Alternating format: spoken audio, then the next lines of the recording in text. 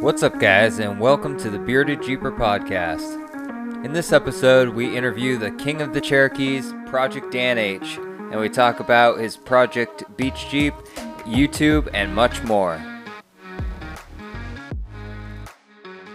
All right, guys, welcome to the Bearded Jeeper podcast. I have a very special guest today, Mr. Dan, Project Dan H. He has a great YouTube channel. If you haven't checked it out yet, you got to check it out. So welcome, Dan. Special. Wow. Thank you, Kyle. Appreciate that. Thanks for having me on. Yeah, not a problem. So for those that may not know you and may not know your channel and your content, kind of give a brief overview, kind of like an origin story of maybe how you got into YouTube, why you started making videos, what you make videos about, that kind of thing. Sure. Well, I started the YouTube channel just to document an off-road build of an XJ. A couple of years ago, my daily driver XJ kind of crapped out, had a really bad lifter tick, so I took it off the road. Didn't want it to get too bad, and then ended up getting a new XJ, which we now know as a Black Beauty. So I ended up restoring that car, and I kind of put my old XJ, which I call Beach Jeep, to the side, and decided, you know what, it's time to restore this thing. Let's make it a big off-road vehicle. You know, the whole works, lift, and all the good stuff you need for overlanding. And project got derailed when I realized that my wife was pregnant with my fourth kid, and you can't have a family beach Jeep that fits 4 children. So wind it right out of your sails right there. Yeah, completely derailed me, you know, in the middle of the deconstruction part. So, I felt like the channel was going to be just, scrapped, put to the side along with the project. But fortunately, I ended up getting a free ZJ as a gift from my brother's brother-in-law. He was going to scrap that. So I said, no, don't do it. He asked me if I wanted parts from it. I said, pick me up right now. He drove me back to his house, and then we drove the ZJ back to my house, and we know that as the General Grievous now, and the channel kind of took a new life restoring the ZJ. So it's been a wild ride the last couple of years, and it's just basically restoring and working on my Jeep projects. Yeah, and right now I want to go ahead and claim you officially King of the ZJs, or King of the Cherokees, ZJs, XJs, just because you have the most spare parts of anyone I know on all the Cherokees. I mean, he has a little like garage that he built just for all the storage, like all the Jeep parts. Like you can literally see them everywhere. For you, those of you who are just next to me. Yeah, for those of you who are just listening to this, he's showing off more Jeep parts sitting right next to him. He's got Jeeps behind him. He's got plenty of Jeeps. How many Jeeps are you up to now? Oh man, how many have I had is a whole other question. But right now on my property, geez, I got the 2-door XJ behind me. I got the daily driving Black Beauty XJ, so there's 2, Grand Cherokee 3, and my wife's Commander, which is 4.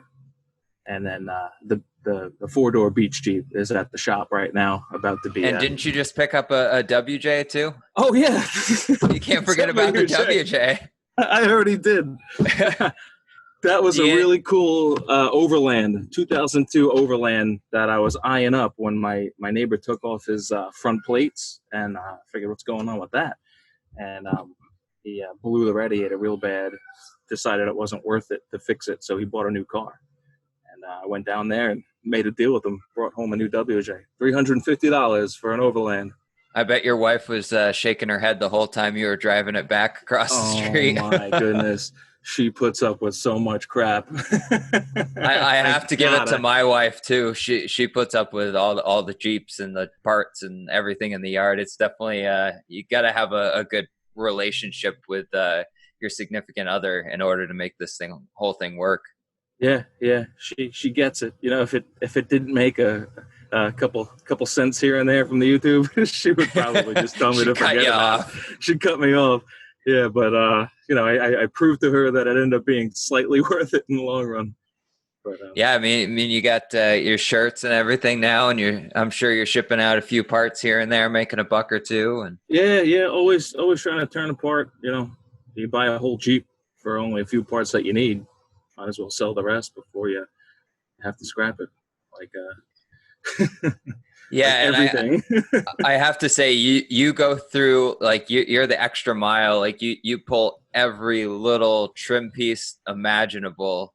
Most Yeah. people would just be like, nope, scrap it. But you're in there picking apart those little pieces. Some of those plastic pieces are a pain in the ass not to like snap on you when you're trying to pry them off or something. Oh man, the worst part in the history of XJs to remove is those little metal brackets that are underneath the front fenders that hold Oh yes, that molding on.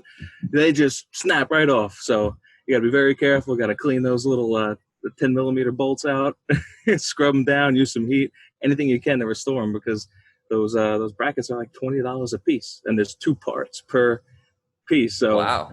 yeah, and most people just chop up the fenders anyway. Yeah, but there's a few people that are looking for, if you want to reattach, factory fender stuff, you need the clip. So I try not to damage too many things. Yeah. Speaking of clips, those little bumper clips you mentioned in your video the other day that you went and you sent their way for, you got them on Amazon or something. Right. The clip nuts. Yeah. Yeah. They actually have them in stock in a store right near me. Get out of here. It's I don't know if you have any Runnings near you. Runnings now. It's kind of like a Tractor Supply and like Home Depot kind of combined. Okay. It's got like a lot of farming, fishing stuff, and then it's got hunting stuff, and as well as tools. And they have a really nice hardware selection with like grade 8 bolts and stuff. And some of it is they had some of those I noticed today when I stopped by. Wow, that's awesome. I think the best place around me would be like an Ace Hardware to get some grade 8 bolts, but Home Depot, they're terrible. They barely even have metric stuff. Yeah, Jeeps are weird like that. They use metric. Yeah, and then you're paying like $1 million for a bolt, whereas Runnings, I know that they do it by the pound. So you bring up. That's nice. The grade 8 bolts are a little more expensive, obviously, but you just grab what you need and they weigh it for you, and then they charge you accordingly. That's great. Sometimes you can get away with it because you don't have to put the SKU number on it. And if the associate doesn't really realize what they're doing, they'll ring you out for a regular bolt instead of a grade 8 bolt. So you save a couple bucks. Loophole. Loophole. Yeah, now if they hear this, they're going to be like, oh, no, we got to train all our employees again. Yeah, retrain. Oh, man. It's amazing that the little bolts could cost so much. I actually I refurbished my swing set for my kids because the 4th kid, regular stations, your swing sets only have like 3 stations. So like, what, I'll get a big 4x6, 12-foot long, and I'll put another swing set, beam and set that all up. But the weird, I guess it's cedar, the cedar wood for the swing sets, they're only 3x5 and not 4x6. So that's so weird. All my hardware, it was too short. So I had to get all new hardware. It cost me like $110 to get new hardware for the whole swing set. Ridiculous.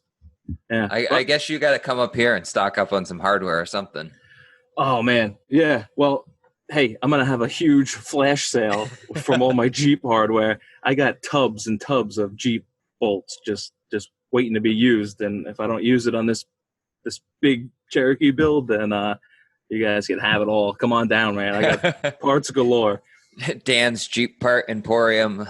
Come on down. The prices are low. Yeah. My buddy makes fun of me. He calls me Danford and Sons. The old junk. That's awesome. Yes. That's ridiculous. But so you mentioned big Jeep project. Yes, sir. I know you're working on it, and you haven't really divulged a whole lot of what you're doing, but if you want to give a little kind of blurb of what it might entail, you don't have to. No spoilers. I'm going to give the bearded Jeeper fans probably all the details because I'm close to. You heard it here first, guys. I think you guys are going to get the treat. My pleasure sharing it with you guys. So, as you know, I wanted to build the 4-door Cherokee as my family rig to take out overlanding on the beach. I call it the beach Jeep. Had the 4th kid, can't fit 4 children legally Yeah, legally. in an XJ. Yeah, I could strap one to the hood or something like that. But, right. So I figured uh, I already put it out there on YouTube that I wanted to build this project, and I hate to take it back, So, especially all you guys subscribed, and I wanted to give you guys a good build. So I was thinking, how can I make a Cherokee fit a family of 6? And everyone was saying do a 6-door, but 6 doors are clunky. They look weird. Too much moving parts with the hardware. I have enough problems with the door checks clicking as it is on the 4-door, right? Yeah, having to do an extra 2, that would be a nightmare. No way. So the goal was to get a third row in there, and I figured I could use the driver's seats, the front 2 driver passenger seats from a 2-door, mate that up to a 4-door. So I'll have driver passenger, then driver passenger, and then the 2-door back seat would be my third row. But I had to find a 2-door. So and they're hard to come by too. Extremely hard to come by. And I figured I'm not just going to buy a running and driving 2-door and hack it up. That'd be complete Jeep XJ sacrilege. Yeah, definitely. I think what would be even rarer than a 2-door would be a 2-door automatic, because it seems like every 2-door I've seen is all like 5 speeds. Right. Or base. Yeah. Could you imagine it? I don't even know if it's out there. A 2-door manual limited. That would be. I don't think so. I've never seen anything like that. I would love a 2-door. I just like the look of them. They look really neat. Yeah, really clean. I was driving around this thing, not too legally, but I would go to get something out of the back door and reach for that 4-door handle, and it wasn't there. I'm like, oh, man, where is it? It's kind of inconvenient. I'm used to having access to the back seat. It's like a bad dream. You just keep reaching back, and you're like, where is it? It's never there. Yeah, right. So I ended up finding this 2-door on a salvage auction, Copart auction. And it's kind of hard. You got to buy it without really seeing it. This was listed in Georgia. And I just spent hours and hours and hours examining, every little pixel of the photograph to see if there was rust and damage. Because I didn't care about the front, because I'm using the front of the 4-door. So it was a front end collision, and the back looked clean. I took a chance. I bid on it, and I lost the bid. It was gone. I didn't make it. About a month later, it resurfaced. So I bid the exact same price as that winning bid from the first auction, and I won it. So 600 like 625. I got a mint 2-door, just a little front end damage, no biggie. But still, that's a great price. Like, even if someone was to take that and like completely restore it, like that wouldn't be that bad of a deal. I know, and I hate that you said that, because it's still a risk. I said in my last video, no risk, no reward. So sometimes you just gotta chop it.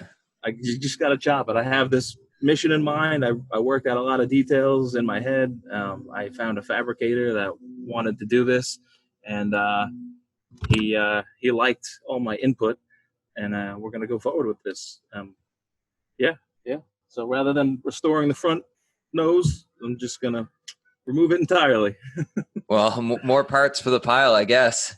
yeah, exactly. More parts for the pile. So I still want to find one of those overhead center console things for my Jeep. The overhead as the lights and everything. And yeah. I have a couple somewhere in a crawl space. I have a crawl space, at half my basement, and the whole thing is packed with Jeep parts. Yeah, and then you gotta get the wiring hook up to make it all happy and stuff. I probably have it. The trick is what is a zip tie? Is that a 97? 99. 99. Okay. You need to have a 99 harness. Otherwise, the connectors they're different. It's like 97, 98 are the same. 99 is its. Why would you change the harness? Like, I don't know. They did some weird wiring things in 97. That's why I'm not too big of a fan of a 97 XJ. Yeah. And then isn't it the 01s have the bad head to them? Yes, but they're actually my favorite. I feel like really 2000 and 2001s, they got everything worked out except for the head, obviously. And Right. I can't believe they went to a low pinion front dip. It's just Yeah. Why would you? awful. It's like the new the JL is going to the central axle disconnect thing again. Yeah, why are you taking a step back? Yeah, that was a horrible design. It always failed. So why would you bring that back? Didn't they have that in some of the Cherokees, or was that a Wrangler thing? I What did they have that in? The earlier Cherokees? Oh, are you talking about the? Yeah, I think so. I don't know. I remember something had them, but I can't remember if it was a Cherokee or like a YJ or something. Or Multi-part front axles? yeah, it's just not a good idea. Right, you're gonna break it. The more parts there are, the more they're gonna break. Exactly. So, if you could get an what do you call it? An 0,000. If you could get a 2000 or 2001 Cherokee that's got a blown head gasket for a good price, as long as it's not rotted, just pop on a Tuppy head with a new head gasket, and then down the line you could get a high pinion front Dana 30. I mean, you've replaced the front end. Yeah, I know you can do a Dana 30. It's not too bad, right? No, it's not bad at all, and it's as long as the bolts come out okay, you're fine. I know at least with my Cherokee Project Zip Tie, when I took out the stock axles, I literally had to sawzall the front control arms in half because I couldn't get those bolts out, and then I got that out of the way, and then I could get a little more leverage and get underneath there to actually be able to get the bolts out. But after realizing I have to cut off my lower control arm mounts anyway and my uppers, so Joel, you know what? That's not your fault. It's a product of your environment. Yes. we get destroyed in the Northeast, man. If it's not painted entirely or covered in lube or grease or something, it will rust instantly. I'm actually surprised at how clean this Cherokee's frame is. It is surprisingly clean for being up here. A lot of people think we neglect our vehicles and stuff, but it's like, no, we just have a lot of salt on the roads. Yeah, no, there's nothing you could do. They pour salt out on the streets in the winter, and it gets kicked up onto the frame, and that's it. You're done for. Yeah, and I think up north here, we probably have it even worse than you guys have it on Long Island, because you have milder winters than... We have much milder winters. You guys always have snow. It's a guarantee. It's hit or miss. Sometimes we'll get dumped on. Sometimes it won't be too bad. But we have a lot. Well, where I live, I'm maybe a mile and a half away from the beach. Actually, anywhere you go on Long Island, you're not too far from salt water. So there's a lot of salt in the air floating around, and salty air, salty roads. They don't last too long. Yeah, we used to, my wife went to college down in Long Island, and we'd always go down to Jones Beach and stuff. So there you go. We'd always have to rinse off the Jeep afterwards, because otherwise it would just get completely rusty. Oh, yeah. Yeah, I used to take the lawn sprinkler, those big ones that wave back and forth, and just ride over it and then let it do its thing underneath the undercarriage. So. Yeah, I still want to get one of those like pressure washer attachments that you like wheel it underneath your Jeep and it like sprays high pressure water up. And then I think they even have heated ones too. Or maybe it's just a heated pressure washer or something, but and a shampooer and a dryer, and you could have your own car wash. Yeah, like anything, literally. It's so hard to keep the rust at bay up here. I know. I'm working on some kind of special undercoating formula. I have a uncle in the pots and pan industries, and he works with a lot of nonstick ceramic and Teflon products. I'm trying to get his company to make a Project Dan H ceramic undercoating. There you go. You might have your own little business, so look out soon for Project Dan undercoating. Yeah, it works on your Jeeps and with your eggs. Yeah, you could cook an egg on your Jeep. There you go. That's overlanding. There you go. Yep. Well, I don't know if you've ever had any of like trail burritos or anything where you go out on the trails and you put like something on your engine block wrapped in aluminum foil, and then you get to the end of the trail or midway through the trail, and it's nice and warm for you. Man, I haven't, and I'm dying to try one. I don't do a lot of off-roading like you guys do. You know, I grew It's up. delicious. It must smell delicious too. Oh, the whole time. A little bit of that leaky valve cover gasket, you know. It just adds the flavor. Burned oil in there. Oh man, a little bit of sand. It's a Jeep smoker. And it's healthy, I swear. Yes. But no, yeah, I'm dying to do some off-roading with you. I'm used to throwing some stuff in the cooler and driving it out on the beach. But man, I'm watching like Trail Recon, and I watch Nate from Dirt Lifestyle, and they're on this like 6-day excursion now. Oh man, I would absolutely love to do that somewhere out in the mountains with a scenic view. And I would just love to get out west there. It seems really awesome out there. Yeah, anywhere but the flat Long Island with beaches, you know. Well, anytime you want to come up here. So bad, I gotta see some sights. I'm trapped. I'm trapped on an island, and I got New York City is the yeah. You're kind of quarantined to the city, huh? Or the island. Trapped. Boo! Got to break out of this place. Yeah, and like even if you were to come up like and see me, I think I have to quarantine from work for like 14 days or something there. I know at least we had someone from that had like their brother or something come up from Florida, and right now Florida is kind of a hot spot in the whole corona thing. So crazy, right? They made him leave work. They're like, hey, you can't be at work right now, and he has to quarantine for 14 days. So are you serious? Oh. Yeah, kind of sucks, but they want to make sure everyone stays safe. I guess. I get it. Nobody wants anything bad to happen. But I'm just ready for it to be over, especially wearing the stupid masks at work. It's horrible. Seriously. Hey, I'm not sick. I don't need to wear a mask. Yeah, I'm fine. I'm fine, right? That'll be good. But I still want to come up and make that video with you on your battle-worn XJ hood. Yes. We're definitely going to have to attack the hood. We're going to attack the hood with an arsenal so we can make some hood vents for you. Yes. That sounds like fun. I can't wait to do it. Yeah, it's going to be awesome. How are your laws with, firearms out in the woods? Oh, they don't care. We, like for concealed carry, we have, it's like you don't need a permit anymore.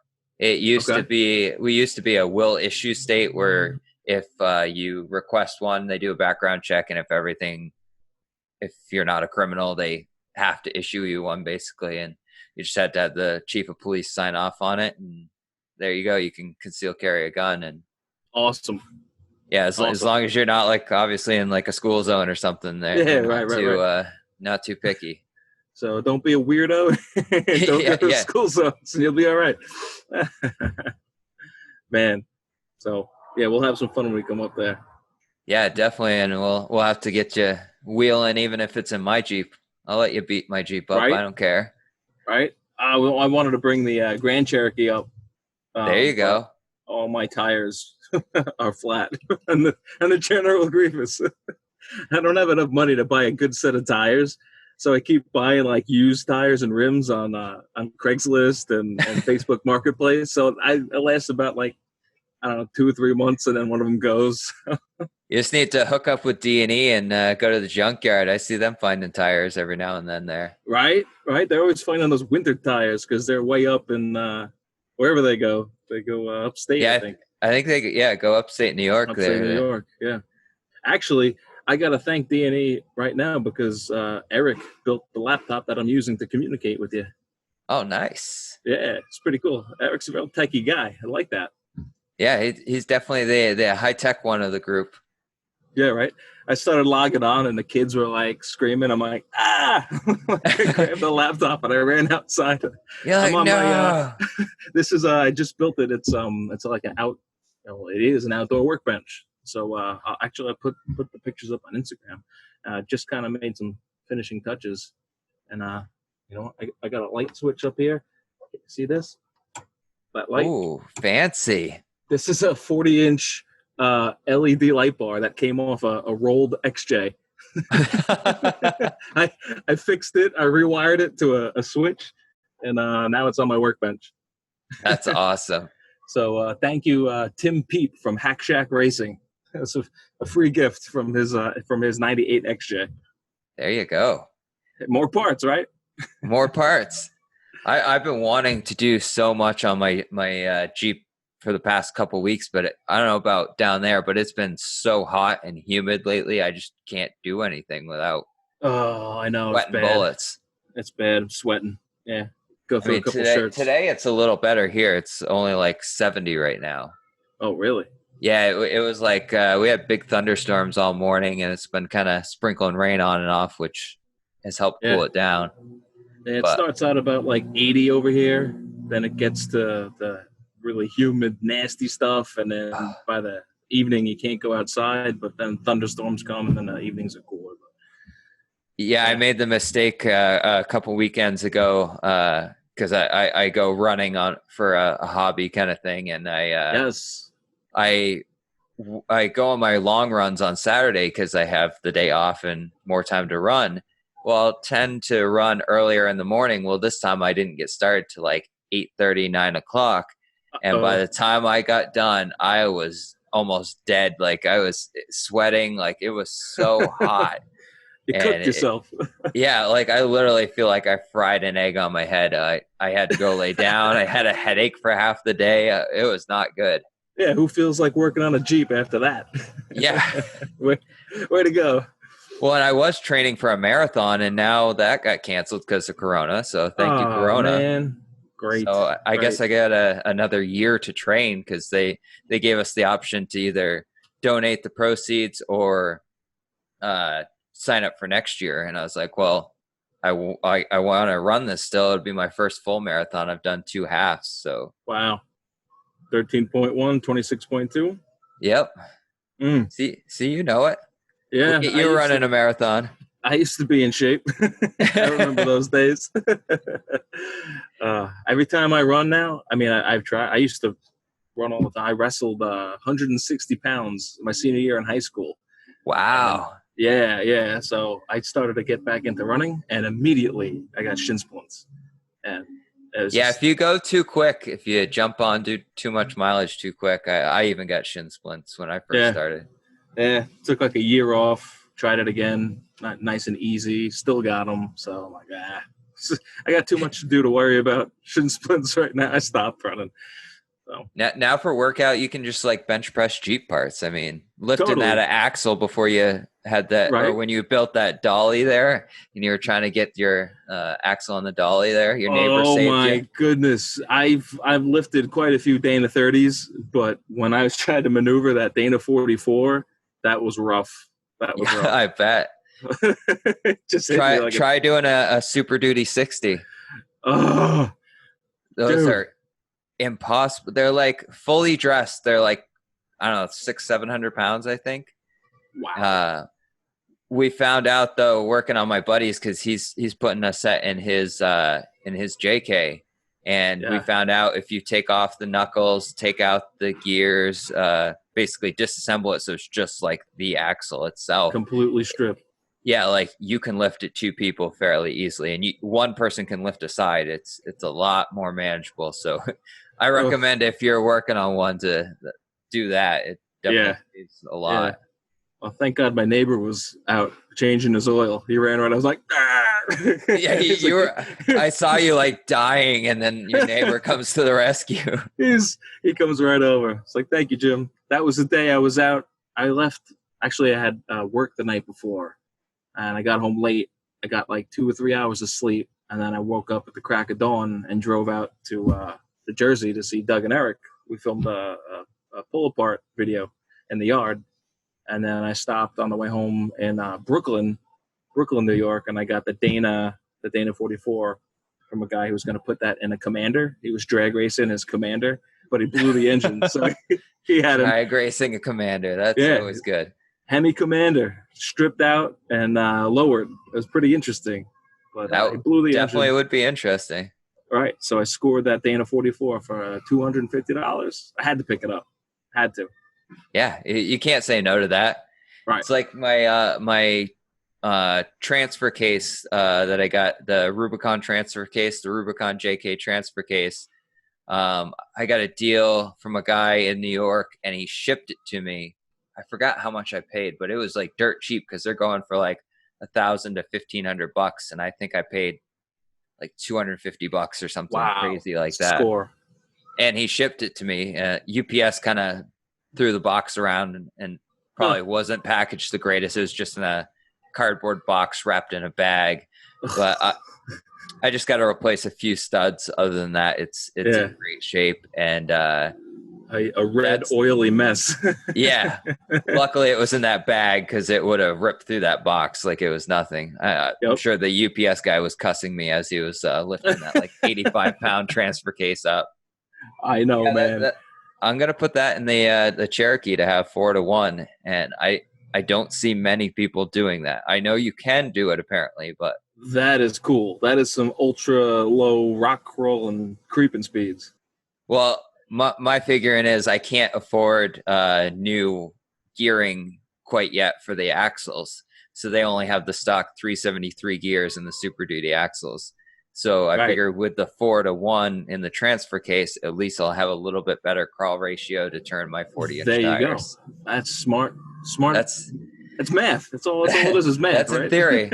I actually got the idea. I was watching a Dirt Everyday episode, and they had the YJ, that the junkyard YJ that they got, and they got a Rubicon transfer case, and they threw it right in. I'm like, well, that's the same engine as transmission as the Cherokee. Yeah. So I can do this. So then I started the hunt, and I wouldn't have got it if I didn't get such a good deal on it. Wow. That's fantastic. Good stuff, man. I can't wait to see that come together. 1 tons. Yeah, it's going to be a beast for sure. That's great. Maybe we'll finish around the same time.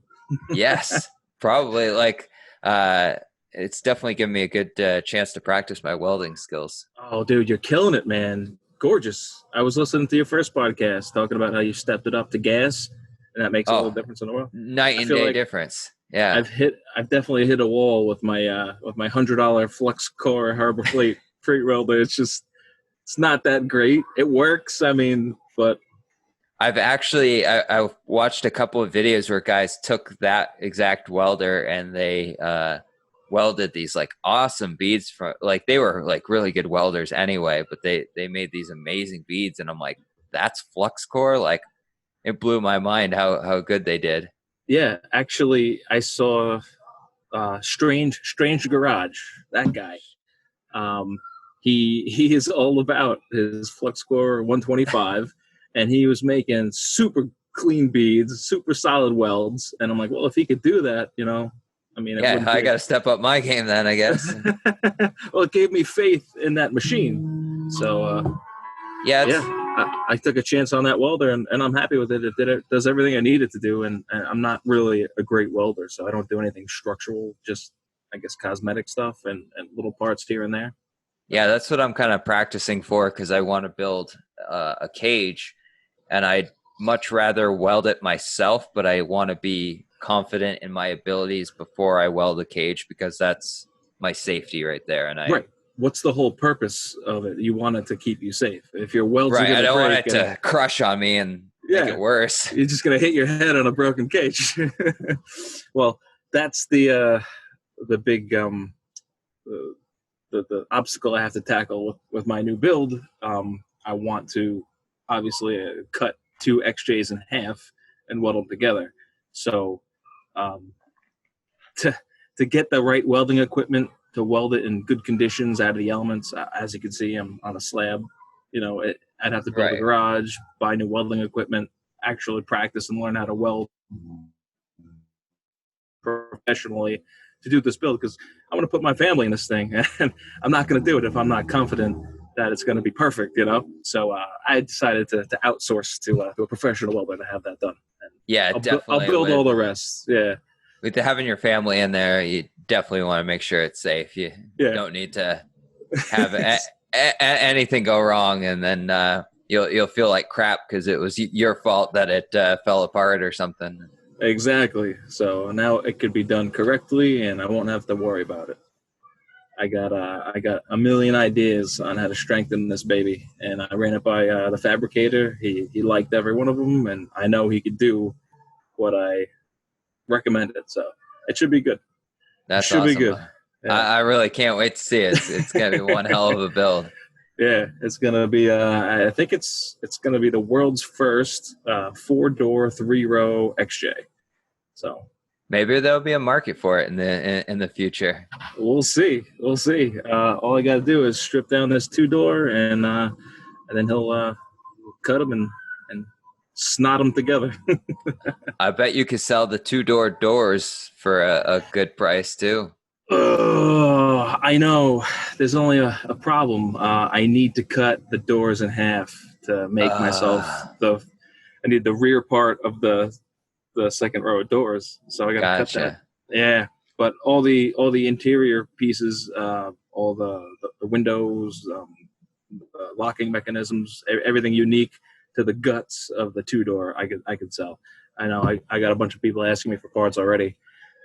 I just gonna have to have it's more rare for a lot of the 2-door stuff. I know. I was hoping to save the 2 doors so I could, give them to somebody who needs them as a complete door.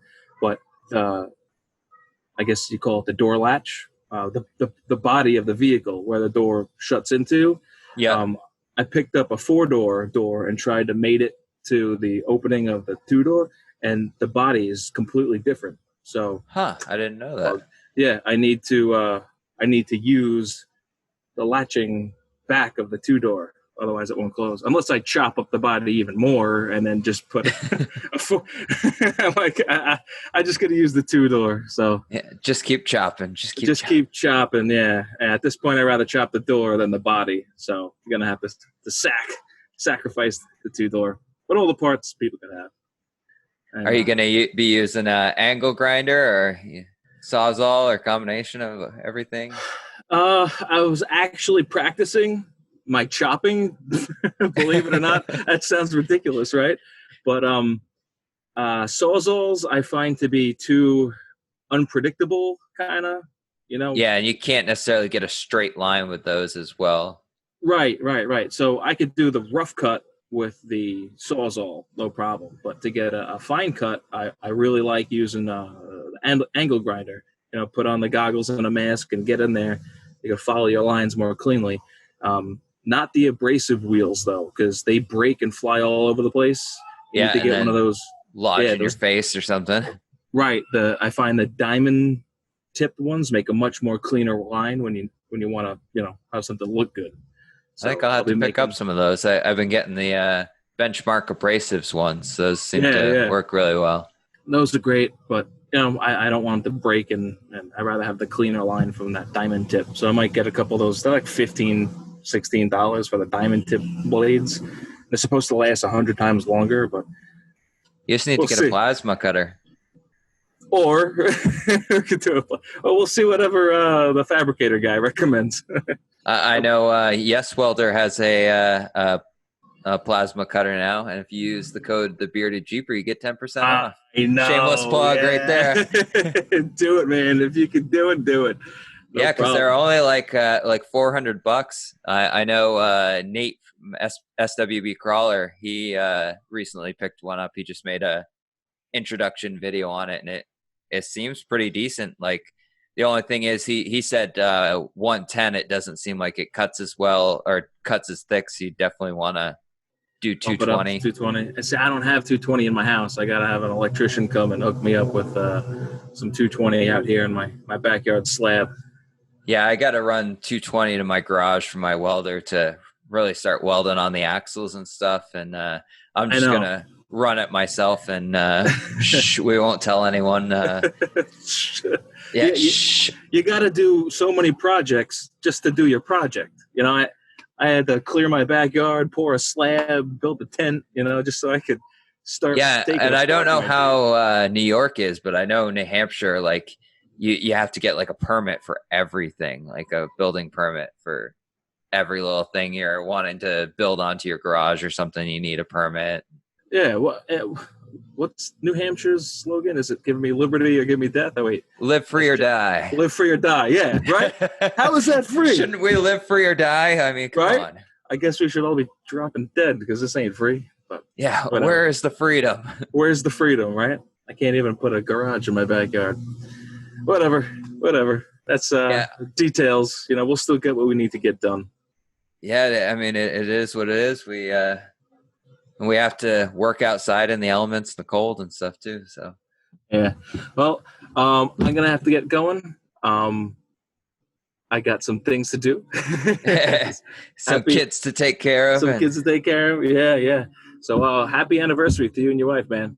Oh, thank you very much. And real quick, for those who want to follow you, we're just kind of shameless plug. Sure. Social media. You could follow along on my YouTube channel for my builds. It's Project Dan H is the YouTube channel. Actually, there's my shirt. If you see that logo, that is me. And also, I am on. Well, this isn't me, but that's you. I'm on Instagram. I post pictures of all little projects that I don't really have time to film videos on, and that is also at Project_Dan H. So. And I'll make sure to link everything below in the show notes so you guys can check it out. Make sure you follow Dan. And I really appreciate you taking the time out of your day to come and be on the podcast. Awesome, man. Thank you so much for having me. It's an honor. Thank you. Appreciate it. Thanks for listening to the Bearded Jeeper podcast. If you liked it, make sure to leave a review and leave some feedback so I know what you liked about the episode. Make sure you go check out all the other episodes. New episodes every Wednesday. Stay bearded, stay jeepin'. I'm out.